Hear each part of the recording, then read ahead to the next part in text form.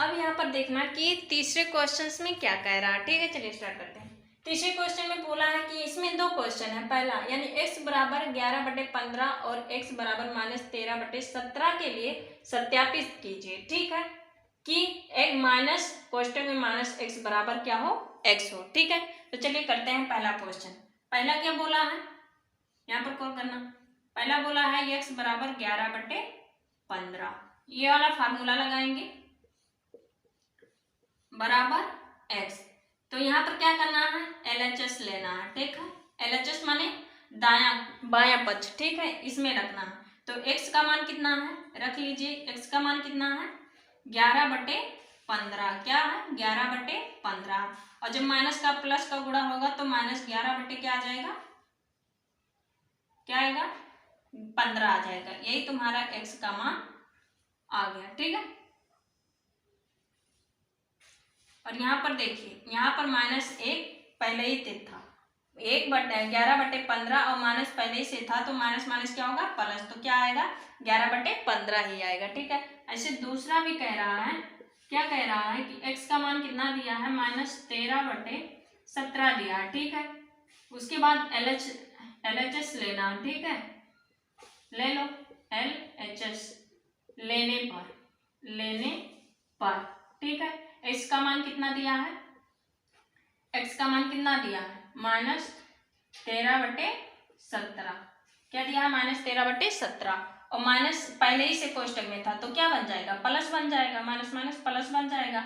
अब इसका गुणा माइनस से होगा तो क्या हो जाएगा, -13/17। ठीक है, x का मान यहाँ पर आ गया। ठीक है, सत्यापित हमने कर दिया कि -13/17 और ये 11/5। तो ये आपका था तीसरा क्वेश्चन। नेक्स्ट यहाँ के चौथे क्वेश्चन में क्या कहा है, चौथे क्वेश्चन में क्या कहा है। ठीक है, तो चौथे क्वेश्चन में कहा है कि निम्नलिखित के गुणात्मक प्रतिलोम ज्ञात कीजिए। अभी हमने जस्ट पहले ही योज्य प्रतिलोम ज्ञात किया था, अब इसमें बोला है कि गुणात्मक प्रतिलोम। तो गुणात्मक प्रतिलोम का मतलब होता है कि प्रतिलोम तो उल्टा होता है। जैसे यहाँ पर 3 दिया है, 3/1 दिया है। ठीक है, तो इसका गुणात्मक प्रतिलोम क्या होगा कि 1 ऊपर चला जाएगा और 3 नीचे चला जाएगा, यानी पलट जाएगा अंक। ठीक है, तो वही यहाँ पर कहा। तो चलिए देखिए कि पहला क्वेश्चन कहा है कि -13 है, तो माइनस जब 13 है तो उसके नीचे हमेशा 1 रहता है। ठीक है, तो इसका गुणात्मक प्रतिलोम पूछे अगर, गुणात्मक प्रतिलोम पूछे अगर, तो 1 चला जाएगा ऊपर और 13 चलाएगा नीचे, यानी -13 का गुणात्मक जो प्रतिलोम होगा वो -1 क्या होगा, 13 होगा। क्या होगा, -1/13 होगा। इसका जो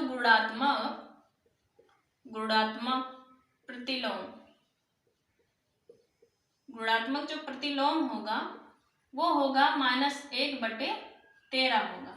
ठीक, वैसे ये दूसरा क्वेश्चन करना है कि -13/9 दिया, तो 9 कहाँ चला जाएगा, ऊपर। क्या चला जाएगा, ऊपर।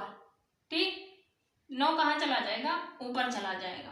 तो 9 -9 क्या आ जाएगा, 13, यानी -13/9 का गुणात्मक प्रतिलोम होगा -9/13 होगा। वैसे ये तीसरे का रहेगा, क्या रहेगा, 1/5 है ना, तो 5 ऊपर चला जाएगा और 1 नीचे। तो 1 का भाग जब 5 से दोगे तो उसका मान हमेशा क्या आता है, 5 ही आएगा। तो इसका प्रतिलोम क्या हुआ, गुणात्मक प्रतिलोम 5 हुआ। अब इसको हम हल करेंगे, उसके बाद बताएंगे। जैसे 5 तियां 15 होगा, 5 तियां क्या होगा, 15 होगा, और माइनस माइनस प्लस होता है जो लिखते नहीं है। 7 × 7 = 49, 67 क्या होगा, 56 होगा। ठीक है, अब ये 56, इसका गुणात्मक प्रतिलोम यदि हम ज्ञात करें तो क्या हो जाएगा, 56 ऊपर चला जाएगा और 15 कहाँ चलाएगा, नीचे चलाएगा। ठीक, कहाँ चलाएगा, नीचे। वैसे ये ज्ञात करना है, कर लो कि 2 × 2 और माइनस माइनस प्लस होता है, 5 × 5 होगा। ठीक, और इसका जब हम प्रतिलोम निकालें गुणात्मक, तो 5 चला जाएगा ऊपर और 2 चलाएगा नीचे। ठीक, वैसे -1 का होगा, -1 का प्रतिलोम होगा -1 ही होगा। ठीक है, क्योंकि इसको पलटोगे तब भी क्या होगा, अब यहाँ पर पलट लो तब भी 1 के केंद्र में क्या होगा, 1 ही होगा ना। तो -1, इसका -1 का प्रतिलोम 1। बस यही आपको 4 वाले क्वेश्चन में आपको गुणात्मक प्रतिलोम ज्ञात करना था, जो कि हो गया।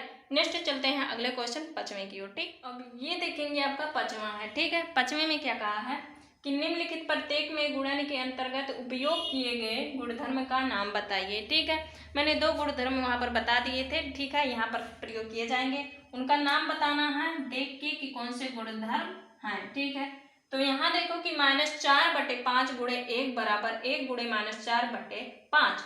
इन दोनों को जब हल किए हैं तो उसका मान -4/5 आया है। इसका मतलब समझ में आया कि यही अंक दोबारा आ गया है। तो इस गुणधर्म का नाम है, क्या है? तत्समक। तत्समक। ठीक है, इस गुणधर्म का क्या नाम है? तत्समक। ठीक, तत्समक नियम। और -13/17 गुणे -2/7 बराबर -2/7 गुणे -13/7। इसमें देखेंगे कुछ दिखाई दे रहा है आपको? बिल्कुल दिखाई दे रहा। देखिए कि यही अंक यहाँ भी हुआ है, यानी मैंने जो बताया था कि 2 गुणे 3 बराबर 6 होगा, या 3 गुणे 2 बराबर तब भी 6 होगा। तो देखिए यहाँ पर अंक बदल दिया है कि 13/17 और 2/7 लिखा है, फिर 2 को आगे कर दिया है, 13/17 है। तो ये कौन सा गुणधर्म होगा आपका? क्रम विनिमयता। ठीक है, क्रम विनिमयता का नियम है ये। ठीक है, उसके बाद तीसरा देखेंगे कि -19/29, फिर 29 -19, 19 कैंसिल और 29 कैंसिल, तो दोनों का मान 1 आया है। तो इस जब किसी का मान 1 आ जाए, गुणा करने पर 1 आ जाए, तो वो कौन सा होगा? गुणात्मक नियम। क्या होगा? गुणात्मक नियम। गुणात्मक नियम। ठीक है, इस गुणधर्म का क्या नाम है? गुणात्मक नियम। बस 5वें में आपका गुणात्मक धर्मों के नाम लिखने थे, गुणधर्मों के, हमने यहाँ पर बता दिया। ठीक है, नेक्स्ट चलते हैं 6वें क्वेश्चन की ओर। ये देखेंगे कि 6वें क्वेश्चन में क्या कहा है। ठीक है, 6/13 को -7/16 के व्युत्क्रम से गुणा कीजिए। व्युत्क्रम का मतलब होता है उल्टा। क्या होता है? उल्टा होता है। तो चलिए देखते हैं कि 6 यहाँ पर 13 लिखना है और इस गुणा, और इसको क्या कर देना है? उल्टा कर देना है। ठीक है, व्युत्क्रम का मतलब क्या? ऊपर चला जाएगा और ये नीचे चला आएगा। ठीक है, अब क्या करना है? 16 का गुणा 6 से करना। क्या करना है? 16 का गुणा 6 से करना। ठीक, 16 का गुणा किसे करना है? 6 से करना है। तो 16 छक्का कितना होगा? 96। यहाँ पर देखिए 16 का गुणा किसे करना है? 6 से, तो 16 छक्का क्या होगा? 96। फिर 13 का गुणा 7 से करना है। 7 3 21, 7 1 7, 8 9 यानी 91, यानी 96/91। यही तुम्हारा क्या आ जाएगा? आंसर। यही आपको करना था। ठीक है, व्युत्क्रम करके अंक, बहुत ही सिंपल है। अगला क्वेश्चन, नेक्स्ट चलते हैं अगले क्वेश्चन की ओर। कि क्वेश्चन आपके 7वें में पूछा है, 6वां तक आपका क्वेश्चन हो गया। 7वें में कहा है कि बताइए कौन से गुणधर्म की सहायता से आप 1/3 गुणे क्वेश्चन में 6 गुणे 4/3 को 1/3 गुणे 6 गुणे 4/3 के रूप में अभिकलन करेंगे। ठीक है, ठीक है, तो यहाँ पर किसका गुणधर्म लगेगा? तो यहाँ पर लगेगा साचार्यता का नियम। ठीक है, साचार्यता का नियम कह रहा है कि यहाँ पर देख लीजिए कि A गुणे B गुणे C। ठीक है, इसको लिखें। ठीक, अब या तो इसको A गुणे B C को बाहर कर दो, तब भी एक बात है, या तो A को बाहर करके B गुणे C कर दो। ठीक है, यही आपका साचार्यता का नियम होता है। तो यही वाला पोजीशन यहाँ पर दिखाई दे रहा है कि नहीं? 1 गुणे 3 गुणे 6 गुणे, इसको A मान लो, इसको B, इसको C मान लो। ठीक है, तो एक बार तो A और B को अंदर किया है। ठीक है, A और B को और C को बाहर निकाला है, और एक बार क्या किया है? C को बाहर निकाला है, और एक बार क्या किया है कि A को बाहर निकालकर B और C को अंदर किया है। आपको फार्मूला दिखाई दे रहा है? तो ये कौन सा गुणधर्म है? साचार्यता का नियम। यहाँ पर कौन सा लागू होगा? साचार्यता का नियम। तो यहाँ लिख सकते हैं साचार्यता का नियम लग रहा है। ठीक है, साचार्यता का नियम क्या होता है? यही होता है। ठीक है, अब 8वें क्वेश्चन में कहा, देख लीजिए कि क्या -1 सही 1/8 का गुणात्मक प्रतिलोम 8/9 है। चलिए करके देखते हैं है या नहीं है। तो करके यहाँ देखो कि 8 1 8, 8 है 9, यानी -9/8। अब इसका उल्टा कर देंगे। क्या करेंगे? उल्टा कर देंगे, तो -8/9। क्या यह माइनस में है? नहीं ना, इसका प्रतिलोम 8/9 आया? नहीं ना, -8/9 आया। तो यहाँ लिख सकते हैं नहीं है। क्या है? नहीं लिख सकते हैं। हल करके यहाँ पर लिख लेंगे नहीं। ठीक।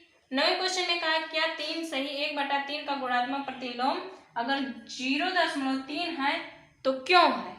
तो चलिए करके देख लेते हैं। 3 त्रिका 9, 1 10, 10 बटे कितना आया? 3 आया। ठीक। अब 3 का भाग जब 10 में देंगे, 3 का भाग जब, ठीक, 3 त्रिका 9, 10 बटे 3 आएगा। इतना बात समझ में। अब इसका उल्टा कर देंगे तो 3 चला जाएगा ऊपर और 10 चला जाएगा नीचे, क्योंकि मुझे गुणात्मक प्रतिलोम लिखना है तो पलट देना है।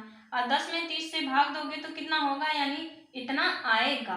यानी ये क्वेश्चन सही है। मैंने हल करके यहाँ पर देखा कि अगर 3 सही 1/3 का गुणात्मक प्रतिलोम 0.3 ही आएगा। क्यों आएगा? क्योंकि यहाँ पर मैंने हल करा। ठीक। नेक्स्ट चलते हैं अगले क्वेश्चन की ओर, 10वें। अब यहाँ पर 50, 10 और 11 क्वेश्चन। इसमें प्रश्नावली 1.1 में 11 क्वेश्चन है, जो कि आज यहाँ समाप्त हो जाएगा। ठीक है, तो चलिए स्टार्ट करते हैं कि 10वें क्वेश्चन में पूछा है लिखिए ऐसी परिमेय संख्या जिसका कोई व्युत्क्रम नहीं है, जिसका कुछ भी व्युत्क्रम है ही नहीं है, तो वो आपका हो सकता है 0। क्या होता है? 0 होता है। 0 का व्युत्क्रम उल्टा होता नहीं, 0 ही होगा। ठीक है। दूसरा पूछा है ऐसी परिमेय संख्या जो अपने व्युत्क्रम के समान हो, तो वो आपका हो सकता है +1 व -1, क्योंकि यह जब उल्टा करोगे तो वो अपने व्युत्क्रम के ही समान होगा। अब 1 का उल्टा करोगे तो 1 ही ना होगा। उसके बाद तीसरा कह रहा है कि परिमेय संख्या जो अपनी ऋणात्मक के समान है, जो अपनी ऋणात्मक के समान है, तो वो आपका होगा 0। क्या होगा? 0। उसके बाद 11 क्वेश्चन में बोला है कि रिक्त स्थान भरो। शून्य का व्युत्क्रम है। शून्य का व्युत्क्रम क्या? अभी मैंने जस्ट बताया। शून्य का व्युत्क्रम क्या? शून्य होगा। क्या होगा? शून्य होगा। उसके बाद दूसरा कह रहा है कि संख्याएं तथा स्वयं के व्युत्क्रम है, तो 1 और -1, यानी संख्याएं 1 तथा -1 स्वयं के व्युत्क्रम है। मैंने अभी जस्ट बताया। उसके बाद पूछा है कि -5 का व्युत्क्रम क्या होगा? तो होगा 1/5 होगा। 1/x का व्युत्क्रम क्या होगा? तो वो आपका होगा x होगा। ठीक है। बस आज ही इतना, प्रश्नावली 1 में इतना ही क्वेश्चन था। ठीक। आई होप जितना पढ़ाया गया आपको समझ में आ गया होगा। ठीक है। नेक्स्ट मिलते हैं अगले चैप्टर के साथ, प्रश्नावली 1.2। तब तक आप इससे अच्छे से पढ़ाई करते रहिए। जय हिंद, जय भारत।